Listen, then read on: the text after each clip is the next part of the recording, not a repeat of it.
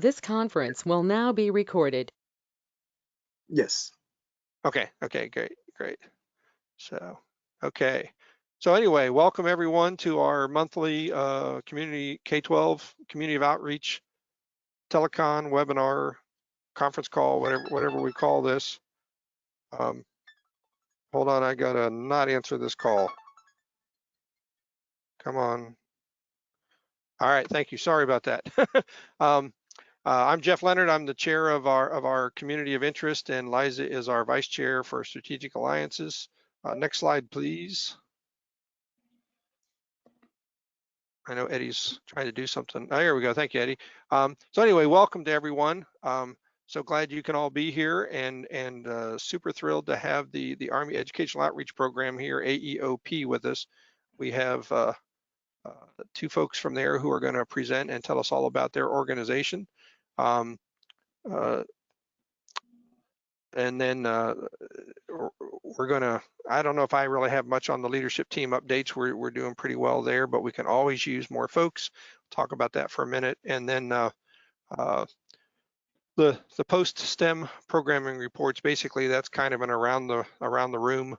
If anyone has something to offer for the good of the group. Next slide, please.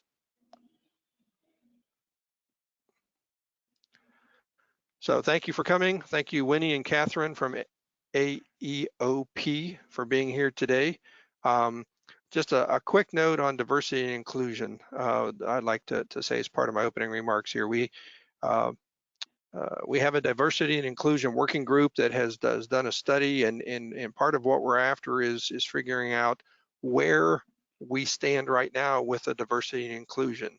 Across the board, we are fairly diverse with our rank and file, but like many organizations, those that filter to the top are not as diverse as the main body. And so that's something that we're looking at, and to figure out where we need to focus our efforts, we kind of need to know where we're at. So that's really what the diversity and inclusion working group is working on. But I thought this quote from their report to the national board was very apropos for us, that STEM is more than just encouraging kids to focus on math and science. It's taking kids from underrepresented areas, from lower income schools and places where they don't think they can do math and science, and reaching out to them. It's not just saying, hey, math and science is fun. And so that was from our report, and that's something that we as a community of interest need to try to figure out how to get into those underrepresented areas.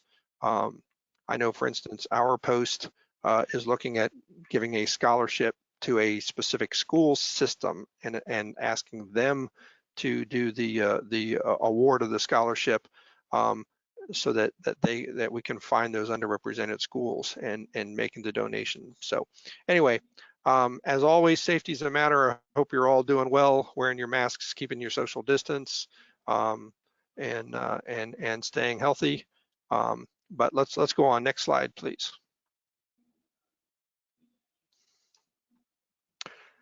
So Liza, would you like to introduce our speakers? Yes, I would. So we have Winnie and Kathryn here from the Army Educational Outreach Partnership. They do an annual eCYBERMISSION competition that they're going to talk to us about. They've been a SAMI strategic partner since 2016, and we're looking forward to learning more about their mission. So a little bit about Winnie Boyle and Kathryn Lasky. Winnie Boyle joined eCYBERMISSION as the manager of volunteer programming in February 2019, almost coming up on an anniversary for you. In October 2020, she accepted the NSTA Assistant Director of AEOP position. Winnie has extensive experience in volunteer and program management, nonprofit management, and program administration. Originally from upstate New York, Winnie is a military spouse currently living in Virginia Beach with her husband, 13-month-old son, and 2 dogs. She enjoys hiking, bike riding, and before the pandemic, traveling. Didn't we all? Kathryn Lasky joined eCYBERMISSION as the volunteer outreach specialist in September 2020. Kathryn has a broad background in volunteer program management, having volunteered and worked for the American Red Cross for 9 years. Kathryn is also a military spouse who spent 9 years living overseas in Japan and Sicily after leaving Wyoming in 2008. Kathryn enjoys spending time with her husband, 2 boys, 8 and 6, and 2 cats while living outside DC and Maryland. So I'm going to let you two take it from here. Thank you.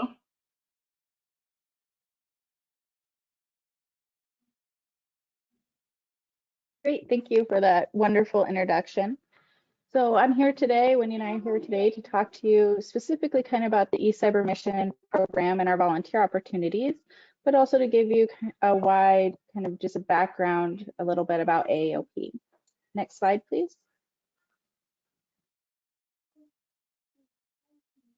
So if you're not familiar with AEOP or the Army Educational Outreach Programs, sorry if you hear the background noise, we have kindergartner and a second grader. The AEOP is a consortium of organizations that administer camps, scholarship opportunities, apprenticeships, competitions for students middle school all the way up into college. And our goal is to offer the nation's youth and teachers opportunities for meaningful STEM experiences.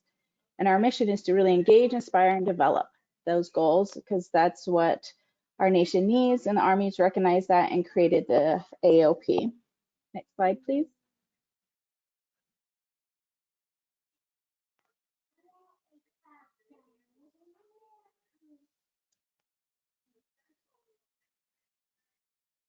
Delay, I apologize. There we go. Okay, this slide just shows kind of the wide gamut of the programs that we offer, K through clear until undergraduate and college.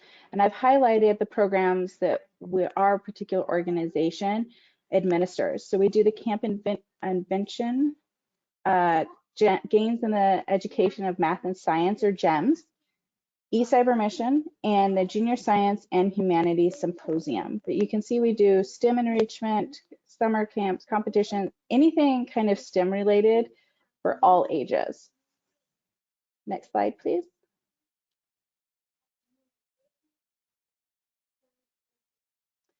So to talk just briefly about the Junior Science and Humanities Symposium. So this is for students in 9th grade and up, and it's a symposium and an opportunity for them to compete for scholarships and recognition. We have 49 locations across the US, including a virtual region this year as well. And the students create their own STEM projects, and they present it to a panel of judges and an audience of their peers. They have access to hands-on workshops, panel discussions, career exploration, research lab visits, and networking. And this program is tri-services sponsored, so the Navy and the Air Force, as well as the Army. Next slide, please. So gains in the education of mathematics and science. So this is for students in rising 5th graders and above. And this is a summer STEM enrichment program. So these students go into participating Army research centers and labs. They get experience, have hands-on access to the scientists there, and really kind of get immersed in what STEM profession and STEM careers can be in the DoD system. Next slide, please. So I'm here really today to talk to you about eCYBERMISSION. So eCYBERMISSION is a web-based STEM competition for students in 6th, 7th, and 9th grades. And it's a team competition. And teams are typically, students are in teams of 3 to 4 students. This year we're allowing teams of 2, just because recognizing in this COVID environment, putting together teams of 3 to 4 students could be difficult. So students can put together a team of 2. They identify a problem in their community. It can be wide ranging. Some past examples are wastewater management, cyberbullying. In fact, Time's first kid of the year did her project with her team on cyberbullying, and she talks about that in all of her interviews. We've done recycling, robotics, kind of a wide gamut. So they identify this problem in their community. They work through it, proposing solutions, testing it, and then they write up what we call a mission folder. And then they submit it online. And then that is what their project is and what's judged. So next slide, please. So why do we do what we do? The challenge is, and as we all know, STEM, getting students engaged in STEM is challenging. And studies have shown that the kind of key demographics to engage students in STEM and get them engaged as STEM professionals is this middle school area age group in high school. So you can see from these numbers that they're not being engaged that well. And that's where AEOP and organizations like yourself come in and are really trying to engage and grow those professionals, get them excited, because we know that we need those STEM professionals. I mean, we're seeing in the world we live in today that, you know, these STEM careers is what's making the vaccines, the technology that we're all using today. Next slide, please. So how our competition works is in August, our registration opens. Teams can, and their team advisors can start registering. Our team registration just ended. And then on March 3rd is when their mission folders are due. And then we have our virtual judging event. Our virtual judging event is for our students across the nation. And I forgot to mention, so we're a national STEM competition, including students at military bases overseas at our DoDEA schools. So we have teams from Vincenza, I think I saw some from Baumholder this year as well, registered and participating. So part of our goal and AOP's goal is to target those underserved and underrepresented populations of students. So your low income, your military children, your urban, your rural, those students that don't have access to STEM. And so we focus on those areas and get them engaged, kind of what you all were talking about in your earlier about diversity and how do we reach those students. And that's one of our main goals. So we have our national event and we have typically, you know, this year we have over 2,000 teams registered. And all of those are judged during our virtual judging event during those 2 weeks. From that virtual judging event, 60 are selected for our regionals and from there 20 for our national judging event. Typically, this event takes place in DC. This year, we're, you know, still planning for both, of course. You know, we're hopeful we'll probably make the call within the next month if it'll be virtual or not. Of course, last year we were virtual. It was still a great event. The students, you know, were presenting to the panel on, you know, via Zoom, and they were still excited. But typically, they come to DC, they tour around. They get to interact with Army lab scientists and engineers, play with robotics. They eat MREs for lunch, which is one of their highlights I think I've seen. And then they present their projects to the Army National Judging Panel. And then our winners are selected for each grade level. Next slide, please. So our volunteer opportunities. So we have ambassadors, cyber guys, and virtual and student judges. These are our volunteers that really make our competition successful for our students. They provide support for our students and team advisors all through the competition.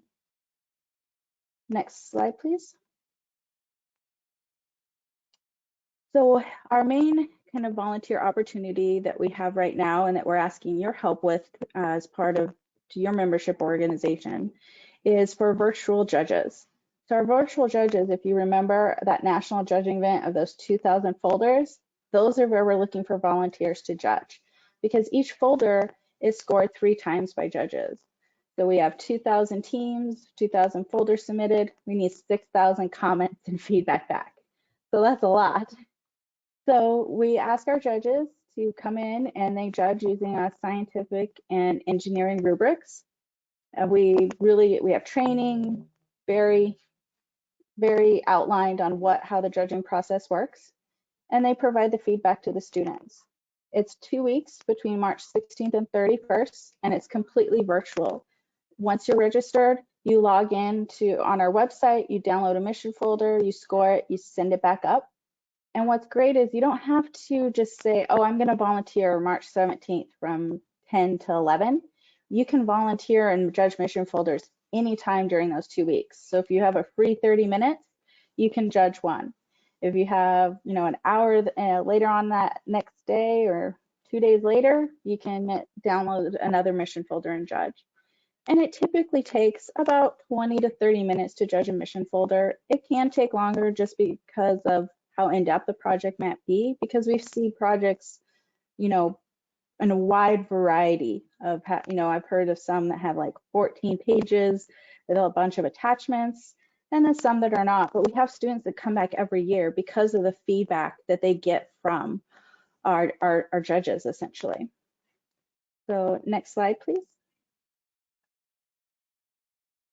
So another opportunity we have are ambassadors, and our ambassadors are out in their local communities, and they are the ones recruiting our volunteers, kind of what I'm doing today, but they're also recruiting students and team advisors. So they're out in their communities talking with their schools, their clubs, maybe their Boy Scouts, Girl Scouts, YMCA, recruiting team advisors and students to participate. And these are, they're the ones really getting everyone excited about the program engaging. And this opportunity is year round, typically 1 to 2 hours a week, in person or virtual. Of course, it's all virtual right now. But once we go back to having more in-person events, they'd be meeting with, might be doing presentations like this in person, or meeting with their school district or schools or clubs and presenting opportunities to them. Next slide, please. So our Cyber Guides is another opportunity that allows for volunteers to have more engagement. So these are STEM professionals, students, or someone with a background in STEM, and they're online mentors. And they can do that in a couple ways. We have discussion boards that students can post questions on. We also have an online mentoring software platform called Cronus, where the students can actively engage with the Cyber Guide. And then we have twice a month what we call Cyber Guide live chat. And these are topic-based. Some of the topics kind of take the students through the competition phase. So at the beginning of the school year, we'll have a Cyber Guide live chat that says, well, how do you identify a problem in your community? Then we'll have another one of, okay, now that you have this problem, what's next? But then we also have kind of those that engage them in different types of professions.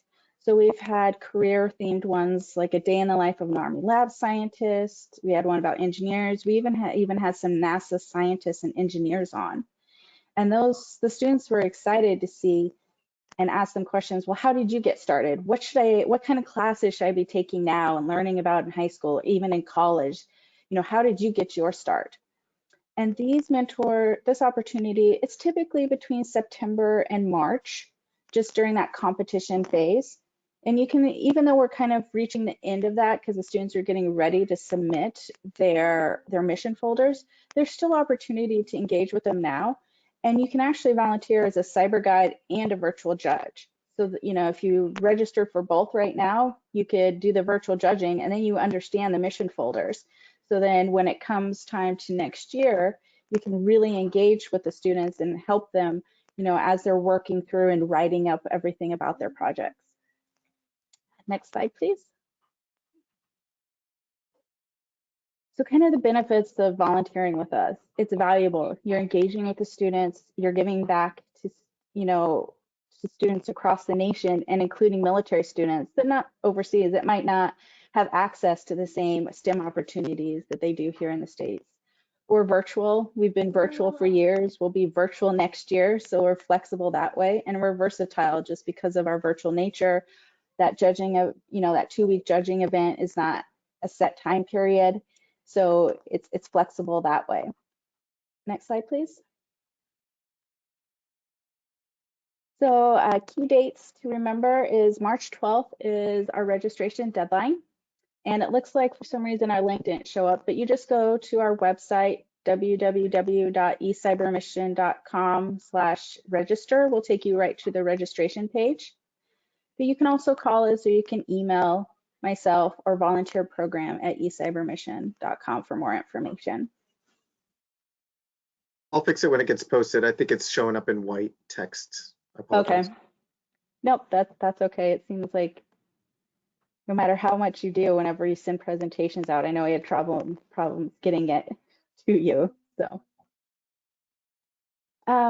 if Winnie and I can answer any questions about anything, this concludes our presentation. Yeah, this is Jill Murphy. I'm the membership and post operations manager, and I did have a question for you regarding so when people sign up to say review one of the folders that you talked about, do they sign up for like one folder, two folders, as many as they want? How does that work? Because I'd love to be able to share this with our posts, which are essentially chapters, since part of their annual program is supposed to include things like helping promote STEM, which is one of our core goals, which is why you're here today. So if you could give me a little more detail about that, I can pass that on to our chapters. Sure. So we typically ask our virtual judges to judge, 8 to 10 mission folders. It really depends on the number of mission folders we have submitted, the number of judges. But typically it's about 10, and it takes about 20, I think I mentioned about 20 to 30 minutes to judge a mission folder. But we do say one mission folder judged is worth one volunteer service hour, because we know it can be flexible depending on the mission folder. And also, if you download a folder and you're just not comfortable judging it, it's not in your wheelhouse, you have an engineering background and this is really more that scientific, maybe biology, you can send it back to the mission queue and it'll be judged by someone else and download another one. So volunteers do not have to feel like they have to judge something that they're not comfortable with. And we also review all feedback that's submitted to make sure that it's kind of constructive. It's not just good job, it's really giving something back to the students. Okay, great. I can Thank add you. a couple things here too. So when you log into our website as a virtual judge, the mission folders are not pre-assigned to you. So you go and download, we call it from the queue. So you'll pull a couple from the queue into your the landing page of your volunteer account. And then you begin judging. We do ask you to judge 10. I think actually that number will be lower this year because of COVID. Our numbers have been down. But it's a volunteer opportunity. So if something's going on and you just can't get to your 10, that's fine. Each year we have some people who will do one or two, and then we have some people who do literally hundreds. So, we really want to make it work your schedule and your time frame. So we're really quite flexible. Hey, this is Erin Krug. I just had a quick question about that. I've been a volunteer for this in the past, and I've always wondered, there's like areas when you're judging a folder to type in feedback. Do the students see the feedback, or is that feedback for the judging community? So the students do receive the feedback, and it is one of the things that the students look forward to most. So after judging is completed, we do share the comments. They go to the team advisor account and the team advisor shares them, which is why we review all of those comments made so that we can make sure they're appropriate, they're encouraging, they're not overly critical, understanding the age group. But yeah, that is, again, one of the parts of the competition that the students most look forward to. And for us, it's also really important because, we get, it's interesting, Jeff mentioned diversity and inclusion. One of our goals, AEOP goals, is to, reach out to the underserved and underrepresented populations. And so we have students from all spectrums. We have students that come from very poor schools, and we have students that come from, private schools. So the quality of the mission folders is really across the board, and those scores and comments can really, the comments can really help a student team that maybe just comes from a less affluent community that hasn't had as much experience. But those comments can really help encourage them to stay interested in STEM and encourage them to try again next year. And for us, that's the ultimate goal, is really to keep these kids engaged in STEM. And that's also where our cyber great. guides can, oh, sorry, Jeff. No, go ahead. And that's also where that cyber guides, those online mentoring and STEM professionals and our live chats come in too, is we're engaging and exposing students to STEM careers that they might not normally see in their community. And we actually also have grants, mini grants that teachers and team advisors can apply for at the beginning of the school year to help their students with their projects too. And those grants are targeted, as Winnie said, to the underserved and underrepresented populations. So I have just a couple of quick questions while we have you on here. This is a really cool program, and it's somewhere between one of the, in my mind, if I'm characterizing this wrong, correct me, but somewhere between like the big national STEM challenge and science fair, but it's virtual. Just lots of great opportunities. But two questions. One is, where do the students get their mission or their problem to solve? Is that something they just have to come up with on their own? Is there a proposed one for the year? I mean, are you issuing a challenge? We need to find a solution to this problem. How do they come up with their idea? Yeah, that's a great question. So, oh, do you want to take it, Kathryn? Go ahead. So it's kind of a little bit of all of that. We do have a problem bank that anyone in the community can submit, ideas for students and problems that they could solve. We really encourage them to look around their community because that engages them with their local community. But then it's also and those beginning Cyber Guide live chats and reaching out to their mentors to help get ideas and that way. And then we also have like a list of challenges, kind of categories, but ideas for them. So it's kind of a little bit of everything. And Winnie can probably expand too some more on that. Yeah, so as Kathryn mentioned, we have these mission challenges, which are really to guide the students in picking something. We don't put out an annual mission. What we ask is that the students identify a problem in their community and then use either scientific inquiry or engineering design processes to identify a solution. So that's how we guide them. And then within those mission challenges, it's more subject areas, but there's nothing holding them to those. Okay, great. Now you talked about ambassadors kind of promote the program and assist and recruit teams and advisors. Are advisors to teams like always teachers from school, or what's the difference between an ambassador and an advisor, I guess? An advisor is working with a particular team? Yes. So the team advisors are working directly with teams, and the team advisors, we have team advisors that are teachers and they have their whole class doing it. So they have, 20 teams. And then we have, we also allow student community groups to join and participate. So a student does not have to be affiliated with a school. We have a scouting organization in Idaho that does the competition every year. They've actually made it to nationals. So their team advisor is their scoutmaster. So the team advisors are working directly with the students on their projects. The ambassadors are volunteers out in the community promoting the program to volunteers, to potential team advisors, to schools, and working within their networks to promote our program.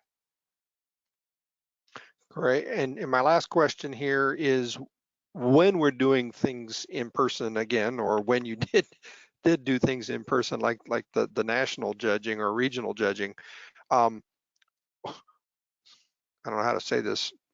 Where does the funding come from for those winning teams to travel to the judging? Is there sponsorships Sure. that you're looking for, or? Nope, we are 100% grant funded from a Department of Defense grant.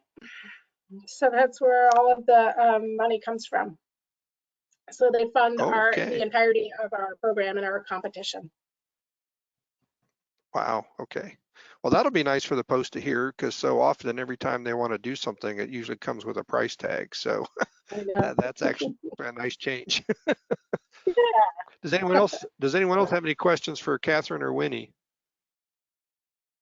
Jeff, I'd just like to say I'd love to be able to promote this out to our posts, and I think there's some good opportunities for maybe some of our posts that aren't actively engaged in the STEM program in their location, that this would be a good opportunity for them, to certainly contribute to the advancement of STEM at the high school level. So maybe you and Eddie can get me the information, and then I can push that out to our posts. Yeah, Well, that'd be great. I'm gonna try to kind of summarize our call here today and put out a kind of an email to the STEM POCs for all the posts, because obviously we don't have someone representing every post on the call today, but to push that out down through your communication to post leadership would be great, Jill. Yeah, and Kathryn would be happy to share materials with you that you could use, you know, in promoting it, and/or they could use in promoting it. yeah, Jeff, I think we should just get into a regular habit of summarizing these presentations and then sending Jill some sort of write-up to forward it on. We can send it out through the our roster, our community roster as well, but that gets us a wider reach. Yeah, no, that's great. I didn't think about going out through Jill. I actually had intended to start doing that this year. I thought of it last year, but the end of last year was not as productive as I would have liked. I spent several months recuperating. still on the recuperation a little bit here there. So anyway, does anyone else have any questions for Kathryn or Winnie? So between Eddie and Liza and I will get with you, get some materials, and we can forward those on. I see in the chat, Dick Kuchenik had to leave the call. He's one of our very active STEM people, and it says he's got 4 people from his post signed up to judge the eCYBERMISSION. So that's great, and I'm sure we'll have a couple from my post. I'm so excited to hear about this. So I know we have a number of folks in our post that are judging all of our local and regional science fairs virtually, but this sounds like an interesting thing.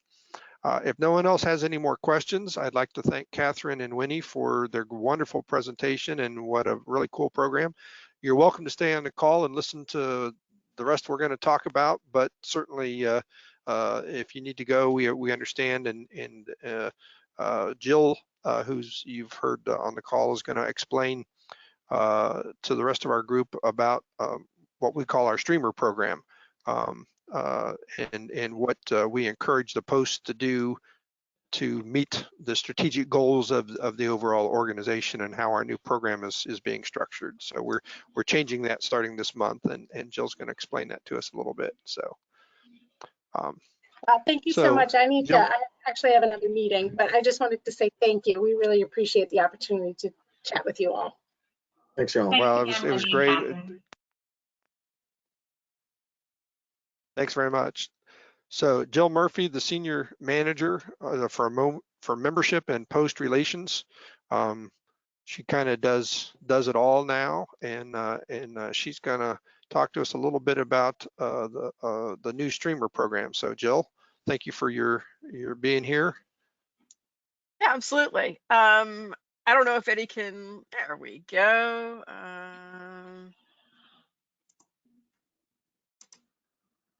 Let me see if I can pop up. Basically what I want to do is give this group sort of a preview of what the online submission process looks like for the posts, and then I'll talk a little bit about what role we will have for let's see if that's the right password. Look at that, it is. Okay, so we're going to pretend to be the Walla Walla post, and up here you see Walla Walla streamer, and when the posts log in, they're going to basically see this dashboard that has, you know, all the information about their posts. It's going to say, hey, you're a large post. Don't forget that the actual final deadline is January 31st. And it gives them some details about the new streamer program. So in a nutshell, we've really changed it for the year starting this January. We are going to a 1 streamer and then a membership streamer. Of course, this all, you know, COVID pending. We'll see what happens as the year goes on. But right now, it's 1 streamer. And within that streamer, there are all the 5 goals of our strategic plan. And so each post has to do one thing in industry government engagement, and it can be any one thing. It could be something that's really big, like they do a full-blown industry government engagement workshop that produces a white paper and PowerPoint presentations and the whole bit, and it really solves a problem. Or it could be something really small. But everybody does one thing from IGE, and then they make up the rest of their point total by contributing to the various goals and objectives and then the tasks under each of those. And of course, there is a whole section that pertains to, I'm going to scroll down here, so bear with me.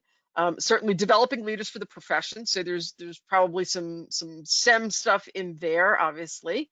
And then, you know, the big one for you guys is really going to be enriching the STEM pipeline for the nation. So each objective has, let me just click through here.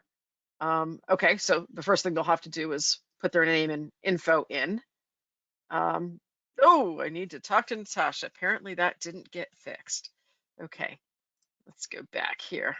All right, well, we'll pick another one just so you can see what it looks like. We'll pretend this is a STEM thing. So it will have whatever the goal is and the task and objective, and then the post is going to go in and say, oh, you know, what did we do to support this? And they're going to type, you know, in here, maybe not. Okay, for whatever reason, it's not letting me fill in the blanks, but they'll type in under each task that they completed something in and hit the submit button. And then eventually it takes them back to the page that shows them, you can see we've put other things in here from previous demos, how many points they have. And at the bottom, once they are completed, they'll get a point total way down here at the bottom. But what we're going to ask the STEM's COI, as well as some of our others that have a stake in the game, particularly, you know, resilience, that's another one of our COIs, is to help us with the evaluation of the streamers. So going in and periodically reviewing what has been submitted.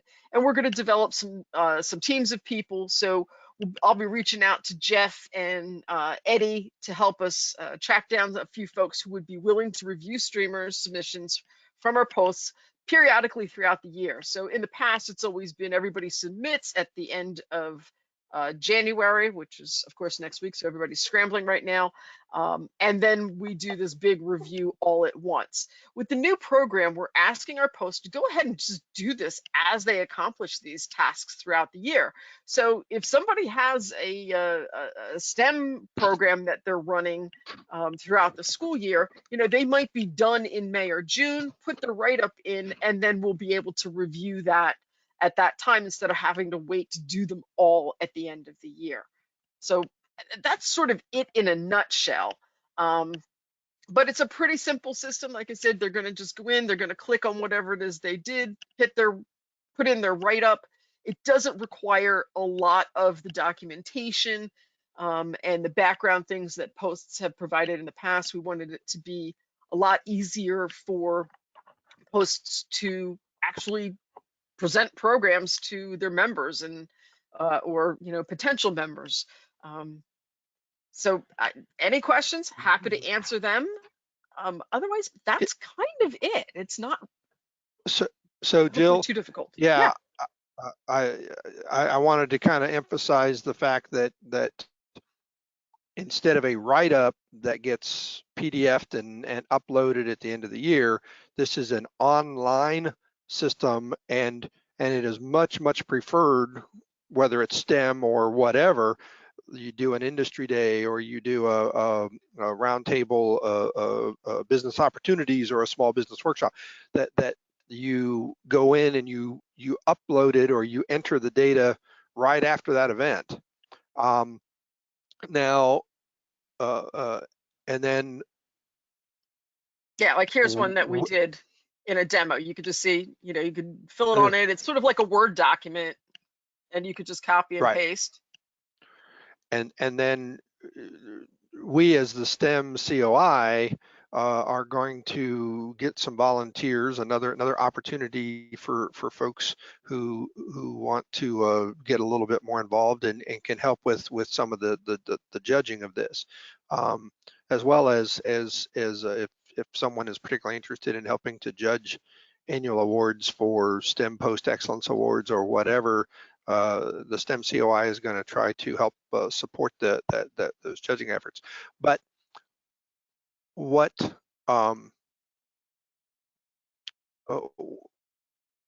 when someone goes into, I noticed when you were trying to go through it and it asks your name and email and all that, there doesn't have to be any particular person put information in. I could have somebody do something on the IGE and someone else do something on resilience and someone else do something on STEM or whatnot. They just need to be a registered SAME member, right? Well, they'll have, so To be each able to post log is in going and to have, upload. each post is going to have their own login. So for instance, I logged in as Walla Walla. And so Okay. it'll be probably the post name. So it'll be like Albuquerque, and then there'll be whatever password we give them. And they'll just log in, and that way we'll know which post it is. And then whoever is submitting that information on behalf of the post, you know, some posts have a designated streamer person, and that's what they do. Others, it's, you know, a variety of people. But yes, essentially whoever has that login can go in and add information. The other thing that I want to mention too that we didn't talk about either was the ability for a reviewer to maybe ask for more information if they're not sure. You know, they look at the write-up and they say, well, I'm not sure that's exactly what the intention of the task is, right? You can go back because you know who submitted, and you can say to the person, hey, can you give us some more detail about what you did with this particular activity so that we can award you the points. So it's sort of like the reclama period that we've always had at the end of streamers. Now it happens, you know, hopefully right away. So you're not scrambling again. You know, I was really trying to get us away from that constant rush at the end of the year to do all these things with streamers, that we can have more give and take throughout the year and allow posts to provide additional information if a reviewer looks at something and says, not sure that quite meets the intention of the task. Right, right. Now, let me,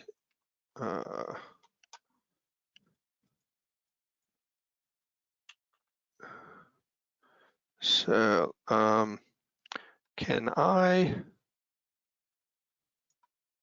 I share my screen, Eddie?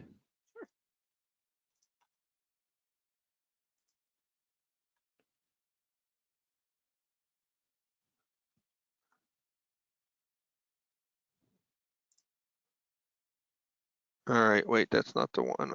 Well, it wasn't the one I was going to share, but all I have to do is move this over to the other screen. Help me out here. So there we go. And so this is actually a draft from a while back, but what I wanted to try to do, if I can get to the scroll down and just kind of give you some ideas of the STEM. So as Jill mentioned, under the leadership one, there is that opportunity to provide a STEM pipeline, whether it's at camps or college outreach or working with young members, and that's worth 50 points. I know the points sound like a lot when you start talking about a large post needs 1,700 points, but enriching the STEM pipeline. Now, some of these, I think, are going to be pretty straightforward. Organize or execute or sponsor or participate in a STEM competition. Well, sponsoring, sending money to an organization for them to put on a STEM competition may not quite rise to the level, but if you're having a booth at the STEM fair, at the STEM Fest, or if you're, you know, sending judging competitions, some of these are a little bit more straightforward. Actively participate in a local, regional, national STEM program, event, or competition. So, you know, if you're participating in the eCyber as a mentor, as a judge, as a ambassador, you're actively participating in a STEM program. And it shouldn't take lengthy write-ups with lots of photos and that kind of thing to explain what's going on. Now, Jill, I had trouble finding the final version of this document on the website because when I went, everything was still talking about 2020 streamers, not 2021 streamers. And so does this document, this point schedule, is it out there on the SAME? It is out there, and it's in a much prettier version. Well, I would think, because I was messing with this, but when I went and looked, everything Yes. I found was 2020. So could you, I'm going to unshare my screen, or Eddie can unshare my screen. I was just going to kind of show some of the things. There's lots of activities. There's lots of options here. Invite camp mentors back to a post meeting to talk about their experiences. I don't know about you guys do that. We not only bring camp mentors back, but all of the campers we sponsor, we like them to come back to one of our lunches, or back when we had lunches, and usually they'll bring slides and they'll have great stories to tell. And so, you know, some of these are going to be straightforward. You know, John Smith came to our, you know, August luncheon. He did a, you know, presentation on his experience at camp. And correct me if I'm wrong, Jill, we don't need really lengthy write-ups. Did you do it or not? Absolutely. That is the whole point. I think you get 2,000 characters. I told Natasha like 250 words should be plenty to say what you did. You know, there's no need to add a lot of, you know, a lot of excess. We're trying to get away from that and put more behind the actual activities. So that's exactly what you're looking for. How do I unshare my screen now? Well, I could direct you to, if you just type in the SAME website, so same.org up top there.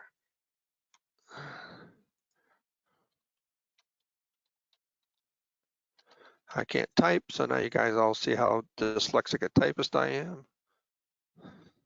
Okay, in that middle blue bar, get connected and post resource center. Scroll down a little bit farther and we'll get to a couple of blue bars. Streamer awards. Whoops, click that. Okay, so you got the 2020 stuff up top and then the 2025 program. There's a planning tool as well. That's just an Excel spreadsheet that has all of the tasks and then the point totals. So you can go through it as a post and plan that way and say, oh, you know what? Yeah, we absolutely are going to participate in, you know, whatever STEM activity, and we know that we're going to do that, and that's, you know, 100 points, and this is 50 points, and it literally will tally everything for you. The briefing is just our recording of the program that we did, but if you click on that first one that says 2025 streamer program starts January 1, that will take you to the PDF. That should be the pretty version of what you were showing earlier, and is a sort of a condensed version of the program itself. We hope. We hope. Okay, my there we go. Here it's coming. It's a little slow, but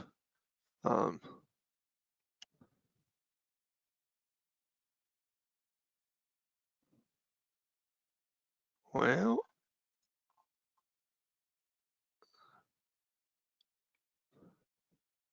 here it comes. Oh, there you go. Yes. Oh, very nice. Yeah. So this is a pretty version of a Word document that was the draft for about a year. So you can, at least you know how to get it. You can download that and right. and roll through it. And it's sectioned by each goal, so you can go directly to the STEM section if you like, or, you know, poke around and look at the other ones. Right. Well, let's see. Here it comes. It's coming in now. So it's coming slowly, a page at a time. I will show you quickly the planning worksheet here.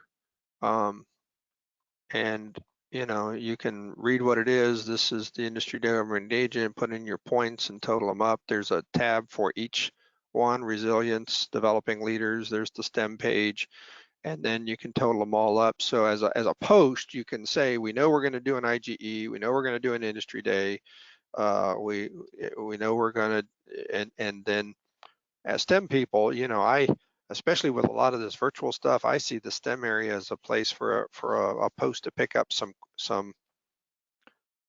don't know if easy is the right word, but some points in a fun way, and get a lot of points, frankly, that, you know, you send in individuals out to be eCyber judges or do a science fair or whatever. So, but there's the planning tool, which I think is going to be, I didn't know that was out there, so that's really nice to see, because I think that'll be really helpful. And we are, what do we got? 6-7 minutes left. Jill, thank you so much. This was great. I appreciate your time. Eddie, I'm still trying to figure out now how to get off of my screen. Because Jeff, down at the bottom where you can turn your camera on and off and your mic, there's a screen. yeah. Let me see if I'm trying to. Well, that's what I'm saying, except now I've got, the screen is the whole screen, and then this is this little, come on. Oh. Sorry, folks, I accidentally booted Jeff off instead of trying to remove his screen share.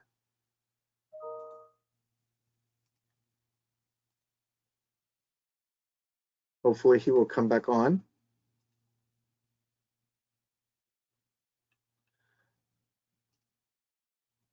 Thanks, Jill, for that discussion.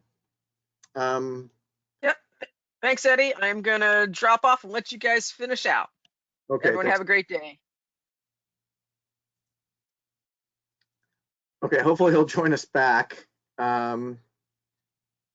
But we'll just move on to the next section after Jill's presentation. I think we were just going to have a open call for any other topics that folks had that they wanted to bring up.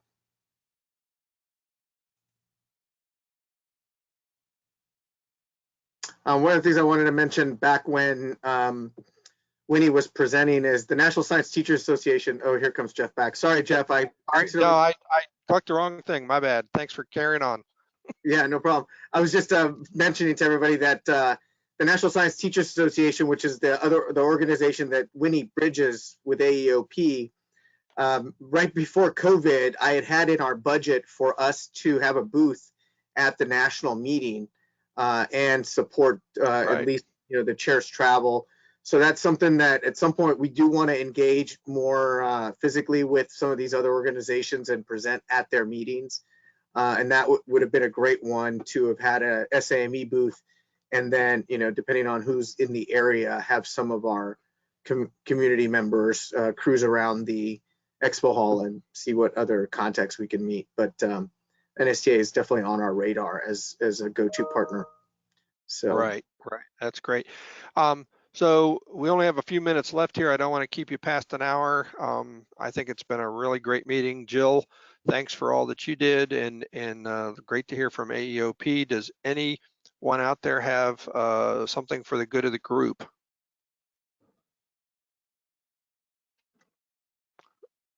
Not hearing anything. I don't know if you all saw in the chat that the San Antonio Post and Dick Kuchenik's got 4 people signed up in the eCyber Challenge, and actually I'm gonna be talking to Dick about maybe presenting next month about some of their personal experiences, either in eCyber Challenge or in virtual science fairs.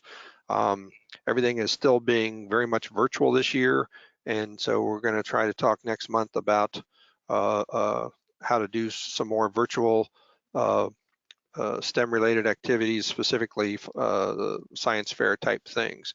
Last slide, I think, is where we're up to, Eddie.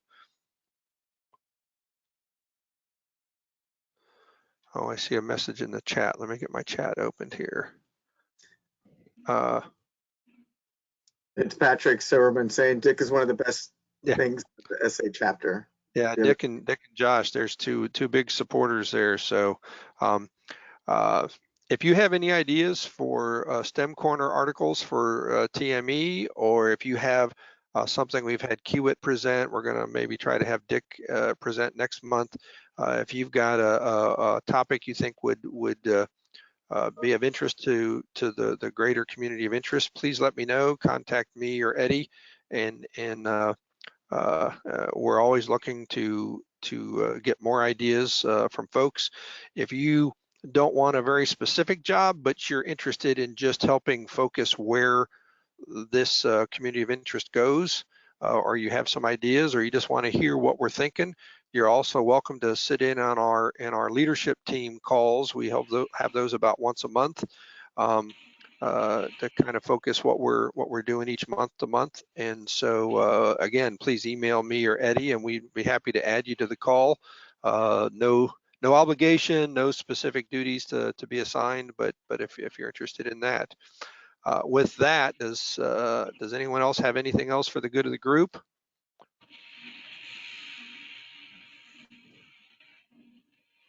Please be safe, stay healthy. I don't know about you guys, but we've had quite a bit of freezing precipitation and freezing fog here in the Dayton area. And the good news is I'm not out driving most days. I'm working from home. So everybody stay safe, and thanks for being on the call today. Thanks, everyone. Have a great day. Thank Bye. you.